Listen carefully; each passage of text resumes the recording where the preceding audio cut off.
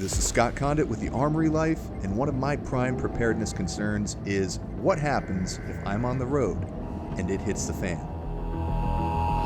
Now that could mean car trouble, severe weather, a war breaks out, or something even more out of this world. In any event, I always hope for the best while preparing for the worst. That's why I have a 24-hour get-home bag packed in my truck. With the contents of this one bag, I'm better prepared to get home to my family, on foot, if needed.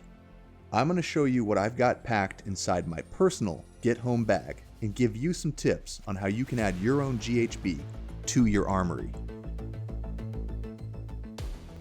All right, so I'm going to take you off grid slightly here. We're going to unpack the whole pack. I'm going to show you what's inside and give you an up-close and personal overview of what I've got stored inside of my 24-hour GHB.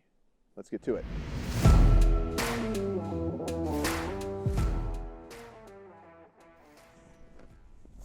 All right, first things first.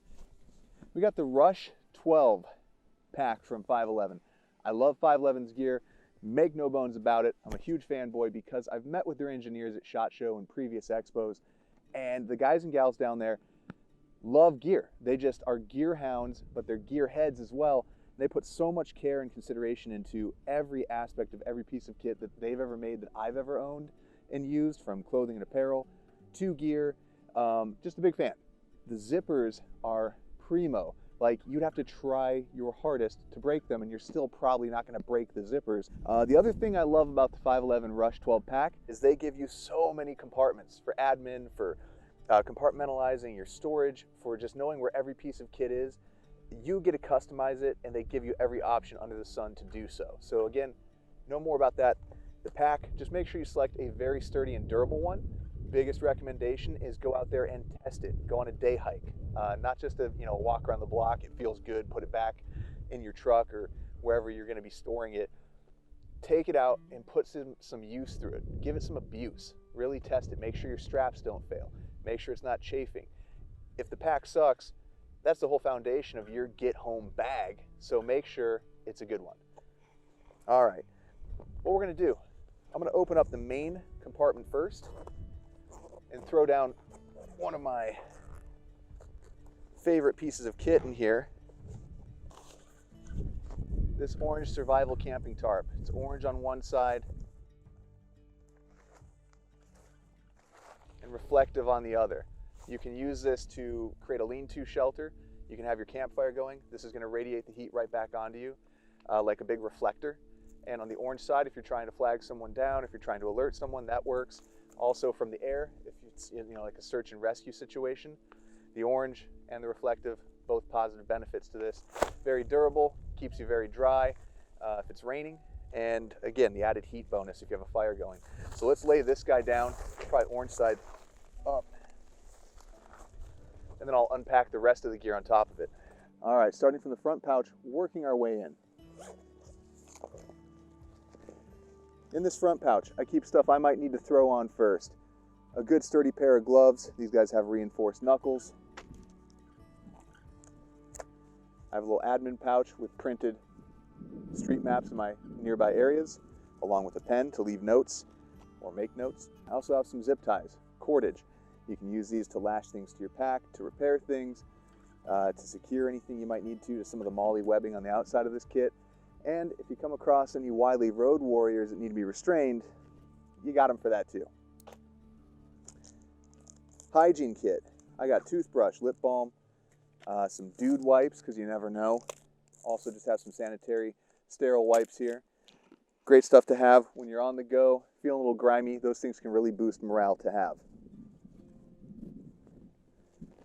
In this kit as well, we got an N95 face mask, along with a rain poncho. Again, this front pocket has all the things, if something hit the fan, I'm going to go to this pocket first, throw on some gear, and get on the move. Additionally, in this front pocket, I have one element of my medical kit. Now, my basic trauma and first aid kit, I keep on the outside of my pack. It's quickly detachable. I can throw it to a buddy or a fellow traveler if I happen to be with one. But this also has some surgical tools, basic stuff, forceps, things like that. And this one is from our friends over at BattleBox. They included the Rip Spool Field Repair Kit. This has a really cool twine, thread, tape kind of combo around the spool, along with a nice, I think, 16 gauge needle. So that's awesome if you're having to repair your pack, if it does break down. And in a pinch, I don't know if you'd want to use that for stitching yourself up or not. It might be a bigger needle, but you know, when emergency strikes, you make do. It's a backup. Additionally, in this kit, I have a headband here from 511. This guy came with what I have on the side of my pack here, my favorite flashlight in the entire world, the HL XR1. You can take this off, snap it into your headlamp, wear it on your head. Over 1,000 lumens. It's got a red light mode for low light signature. It's got multiple settings for, I believe, high, low, medium, and strobe. And again, this is the Response HL XR1. Just an awesome, innovative light, bright as heck. Also on the outside of my pack, working our way inward, multi-tool. This guy's the LE EMT First Responder Tool. That thing has everything you might need pared down. So you got a Tonto blade, you've got a screwdriver, you've got a little hex wrench, you've got pliers, you know, the basics, things to keep you on the move. Not the whole toolbox, just some basic things you might need while on the road in a get-home situation. Also on the outside of the pack, as we're working our way inward, got a chem light out here. It's nice just to have one ready to go. Carabiner, you never know if you want to lash anything else to your pack. And I got one of these handy dandy little USB solar charging stations. You got 2 ports. If your cell phone works, keep it charged while you're on the go. But this guy also has a flashlight built into it, which I love. Threw some Velcro on the back. 511 Rush 12 pack already has Velcro up top here, and it sits really nicely right there. So when I'm going in the Arizona sun, should the conditions be sunny, I'm charging on the go. Again, I got a trauma and first aid kit on the side here from My Medic. That thing is awesome. Comes with a great tourniquet. Comes with some basic trauma and wound care provisions inside. I supplemented it with everything from extra ibuprofen, aspirin, and so on. Basic band-aids, moleskin in case you get a blister. You can get a lot of pre-made first aid kits out there. I highly recommend you pick one up and supplement it to your needs. Also, don't forget to include any prescription medications. All right, top compartment here. I like to keep my communications gear. I've got 2 Baofeng radios. Just in case I'm with a party, I can give one to somebody, a buddy, and stay in communication with them. These are pre-programmed with weather alerts, emergency channels, all that usual stuff. I've also got it pre-programmed with a few buddies who also have similar models of radio along the route, and they know what channels I might be trying to reach them on should I need to. A nice addition on this guy, you can tell the difference.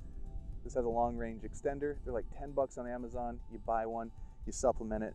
For a little radio that costs about 30 bucks, definitely extends the range, makes it a great value. Next pocket, and a quick topic, food. We're not going gourmet, guys. 24 hours, you're trying to get home, you're staying on the move. I have 1 package of Mountain House freeze-dried food in here just in case my trip takes me longer than I hope. But my go-to is gonna be protein bars, Cliff bars. I got about 6 of them in there, about 260 calories a piece. And I also pack some of these cool sports beans. They're Extreme Sports Beans by Jelly Belly. What does that mean? And some of these energy chews. Basically, they're loaded with vitamins, nutrients, they taste good, and they've got about 50 milligrams of caffeine per serving. So for me, if the Starbucks are all on fire, I'm gonna go to that and get a little extra energy on my road. Keep my morale up, they're tasty, why not? Small enough to not take up too much space or weight in here. Beyond that, little small camp stove, tea-light camp stove. You can use it to boil water, purify it if need be. You can also cook that meal in there. So for now, this guy's in the pack. It's small, it's ultra lightweight. Next, since we're on food and water, I love this water bottle. It's got a life straw built into it. You can scoop up water with it, put the lid on, and drink straight out of the straw, and it should be filtered and keep you safe. Inside of this, I've got a little eating kit. It's got like a spork, a bunch of water purification elements and tablets. I also have some emergency and some liquid IV in here. Keeps that funky tasting water, if you do need to chemically purify it, not tasting so bad.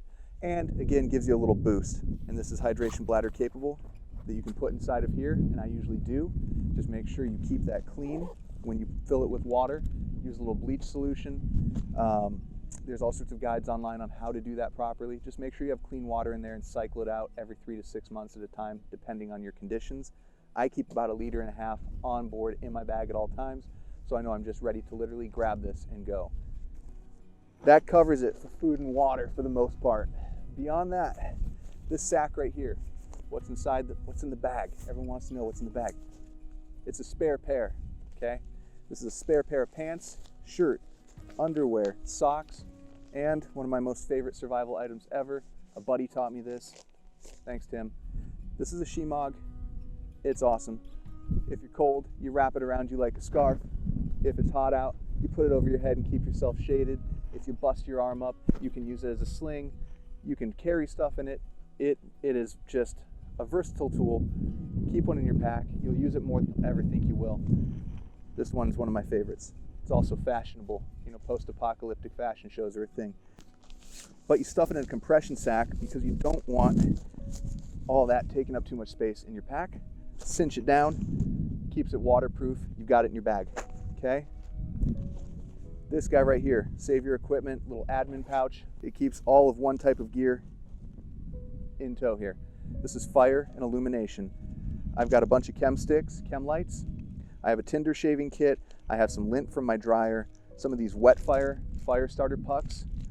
Basically, if I can't start a fire with this, I'm doomed. So this is everything I need to start fire, also some illumination tools. And I also packed one little kit in here that has an emergency survival blanket. This I think I got at Walmart for like $5. Emergency survival blanket, fire starting implements, a Bic lighter, because why go Bear Grylls, Survivor Man shaving down sticks and trying to whittle things to make a fire. Use your Bic, guys, be smart.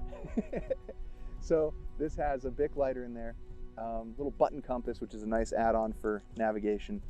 You put it all in a pack like this, little save your equipment admin pouch. And there you go, fire.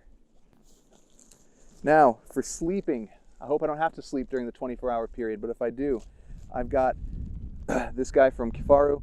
This is just a little bivy tent. It's compact. You squeeze the air out, it gets even smaller. So I got the tarp for one, this guy. I've got a bivy tent if I need it, full enclosure. And if I'm feeling like staying up off the cold ground and away from critters, this little guy right here is a hummingbird hammock. But again, each one of these is a form of shelter if needed. Backups to backups. These little tent stakes are great. I just packed these in here just in case. My tarp was blown away a second ago. I wish I'd remembered those. That would have been helpful. I could have staked them in each corner. Now the wind has died down and Also for the shelters and for a number of other reasons, cordage is extremely important. 550 paracord, got 100 feet of it. You can separate this guy, and on the inside there's a number of smaller strands that you can use for smaller detail work. Just paracord. Google it, look at the YouTube videos on the multiple uses for paracord. Trust me, you're gonna love this for everything. Beyond that, up top, I typically keep this felt line pocket filled with a spare pair of sunglasses because in Arizona the sun is brutal. That's why I keep my favorite shades here from Dylan Optics on my eyeballs, because they're sensitive, okay? I'm a sensitive, prepared guy. All right, guys, and there is actually one more pocket on this bag that I did not dig into. It's up here above the solar panel. Check this out. Inside here, I got a little backup to the backup. Packed one of the good old 511 Rapid L2 lights. 4 settings, high, medium, low, and strobe, and just an awesome handheld light.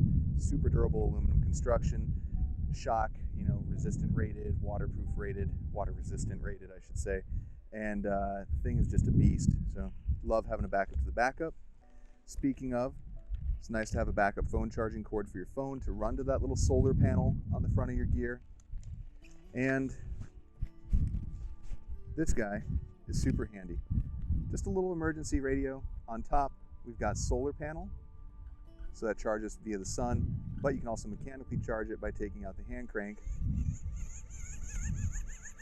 give it a charge, and power it up. See, it says charged right there.